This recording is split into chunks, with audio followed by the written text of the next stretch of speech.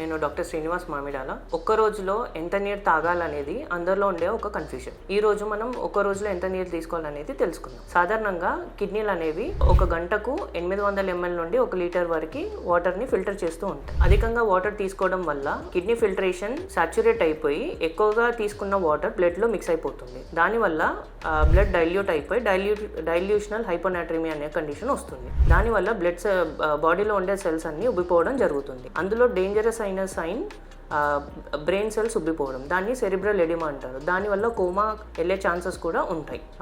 నార్మల్గా ఎంత నీరు తీసుకోవాలనేది జెండర్ పైన, ఏజ్ పైన, ఇంకా క్లైమాటిక్ కండిషన్స్ పైన డిపెండ్ అవుతూ ఉంటుంది. సాధారణంగా మగవాళ్ళలో 3 to 4 లీటర్స్ వరకు వాటర్ తీసుకోవడం సరిపోతుంది. అదే ఫీమేల్స్లో 2.5 to 3 లీటర్స్ తీసుకోవడం సరిపోతుంది.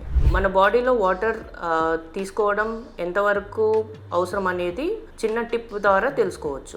మన యూరిన్ కలర్ ద్వారా మనం వాటర్ తీసుకోవాలా లేదా ఎంత తీసుకోవాలి అనేది మనకి తెలుస్తూ ఉంటుంది. ఒకవేళ యూరిన్ కలర్ డార్క్ కలర్లో ఉండడం, అంటే బ్రైట్ ఆరెంజ్, రెడ్ కలర్లో కనబడుతున్నప్పుడు డీహైడ్రేషన్ స్టేట్ అని తెలుస్తుంది. అప్పుడు కావాల్సినంత వాటర్ తీసుకోవచ్చు. ఒకవేళ యూరిన్ కలర్ లెమన్ ఎల్లో కలర్లో ఉన్నట్టయితే అది అడిక్వేట్ ఫ్లూయిడ్ ఇంటేక్ అని తెలుసుకోవచ్చు. ఒకవేళ యూరిన్ కలర్ క్లియర్ వాటర్ లాగా కనిపిస్తుంది అంటే అధికంగా వాటర్ తీసుకున్నట్టు అర్థం.